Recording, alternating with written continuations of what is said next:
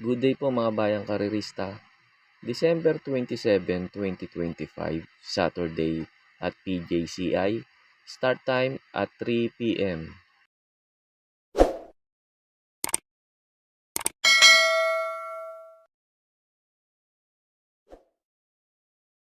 Start na po tayo, race number 1. Race number 1, pamprimera ko po dito yung nagbabalik na numero 4. Kings Cup. Last run nito yung barrier niya. Maganda naging preba nito. Halos dikit lang talaga yan. Nagkatalo sila ni Ready to Receipt All. Tingin ko mag-uumento pa tong kabayo na to. Tingin ko mas gamay niya ngayong PJC kumpara dun sa MMTCI. Second choice ko na rin yung tingin ko pwede niyang makalaban dito. Yung numero 6, Iron Age. Si Iron Age, hindi lang maganda si Lida neto last run. Ngayon maganda position niya. Nasa labas, last to enter. Tingin ko makakasabay ka agad sa unahan. Tingin ko matibay na tong dalawa nito sa race number 1 tong numero 4 Kings Cup saka si Iron Age dito. Pagkatapos nga pala ng info ko, in-upload ko po yung barriera ni Kings Cup kung saan siya sumigunda kay Ready to Receipt All. Tapos yung last run ni Iron Age sa maiden run kung saan nanalo si Dinky Doodle. Para magkaroon po kayo ng idea kung paano nyo po sila tatayan. Kaya po sa race number 1, pamprimera ko po numero 4, Kings Cup. Second choice ko po numero 6, Iron Age. They're off and racing. Jack 14 to the inside post. Race for the and so was Pondrick.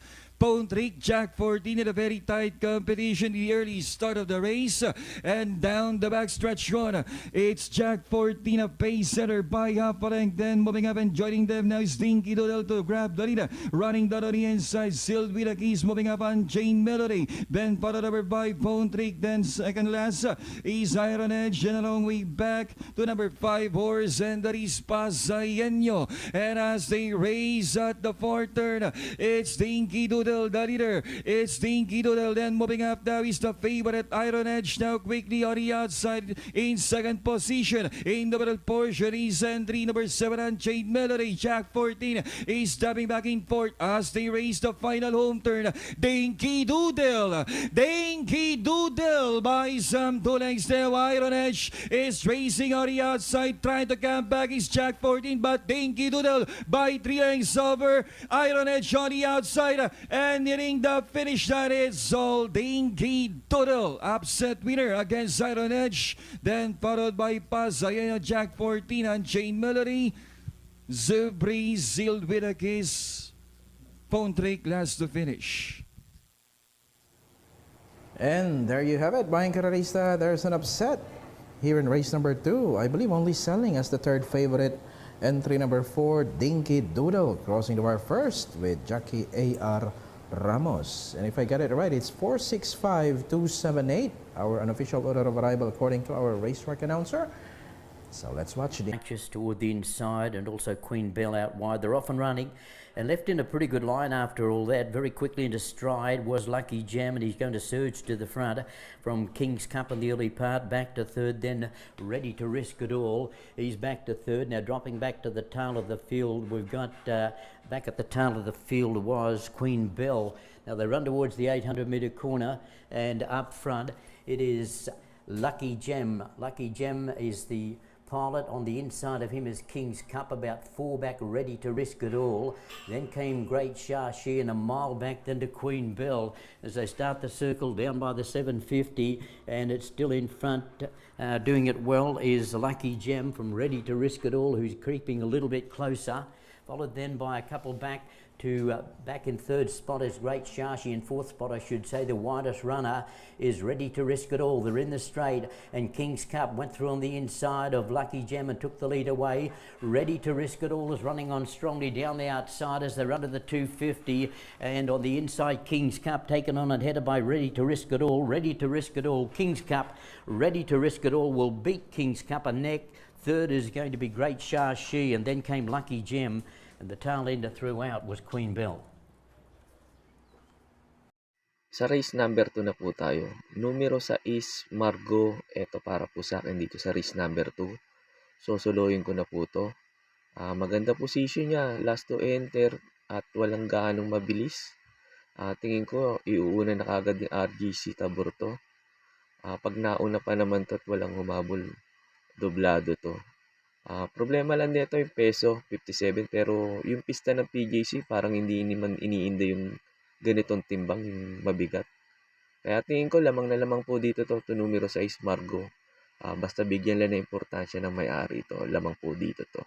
Kaya po sa race number 2, itong numero 6 Margo, para po sa akin, sosolohin ko na po. Sa race number 3 na po tayo. Dito sa race number 3, pag may puhunan kayo, magdagdag lang kayo kung ano yung makukurso na dyan nyo rito. Kasi halos lahat to, tingin ko may mga panalo talaga eh. Pili lang ako 3 para makatipid tayo. Yung pampremera ko dito, numero 3, Moment Like This. Ito si Moment Like This, pagkakaalam ko, nagtersero to. Last run nito, tapos galing kasi sa bakasyon tong kabayo na to. Nanalo nun si Achi Holly sa Makarit Sumigunda, pangatlo to. Kala ko mananalo to si Moment Like This. Tingin ko, second official run niya sa PJC, tingin ko mag-uumendo tong kabayo na to.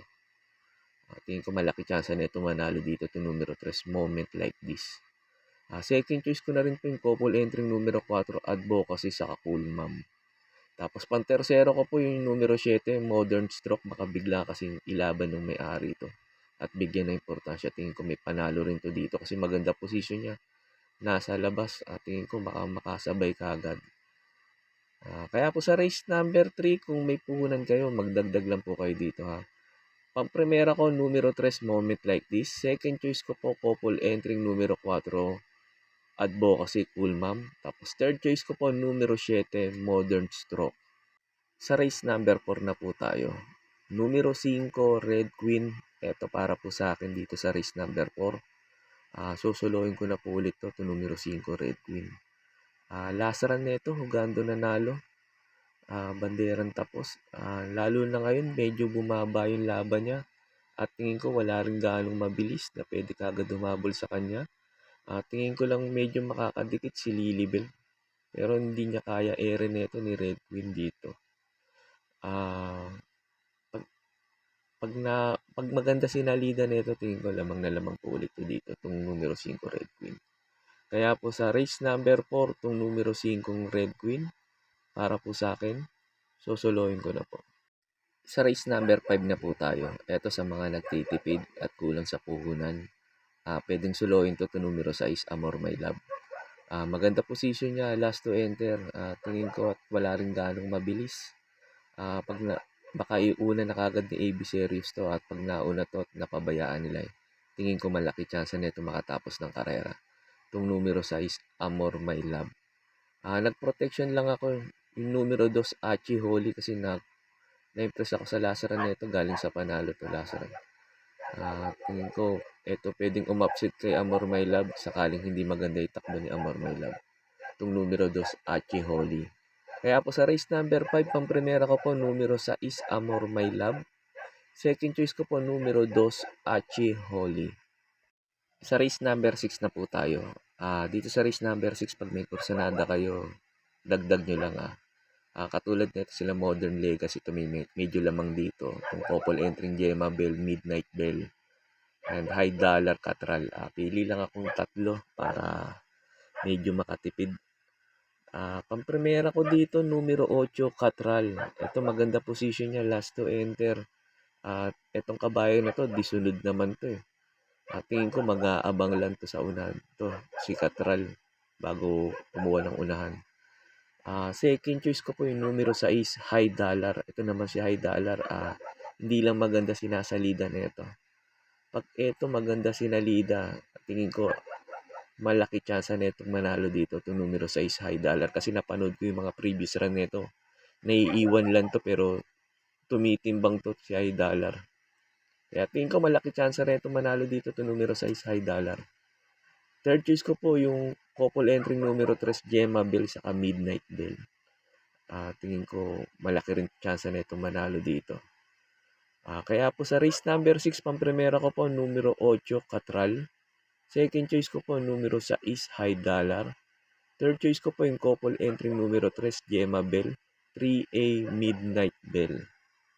Sa last race na po tayo, bago nga pala ako magbigay ko ng info ko rito sa last race, makikiusap po ulit po sana ako sa inyo na sana po mag-subscribe po kayo sa YouTube channel ko at pakitap na rin po yung notification bell para updated kayo tuwing mag-upload ako ng mga infos at videos ko po dito.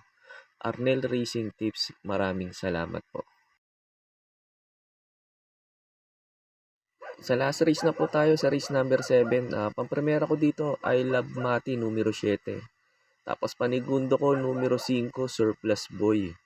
Tapos pan third choice ko yung numero 6, One of a Kind. Pag may mga kursunada pa kayo rito sa paratingan, magdagdag lang kayo kasi medyo magulo tong paratingan na to. Yun lang po, and good luck and happy racing po mga bayang karerista. Pagkatapos nito yung mga pa-shoutout nyo po. May pa-shoutout po si Sir Antonio Carlos. Pinapa-shoutout niya yung kumpare niyang si Allen at si paring Nelson at especially kay Jaja the Great. Shoutout po sa inyo mga sir at Sir Antonio Carlos. Shoutout din sa iyo at Merry Christmas and Advance Happy New Year po.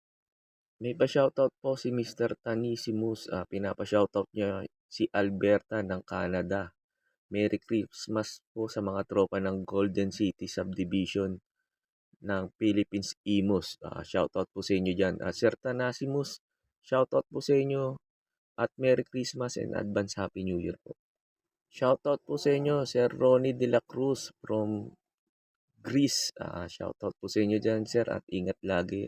At Merry Christmas and Advance Happy New Year po, Sir Ronnie De La Cruz.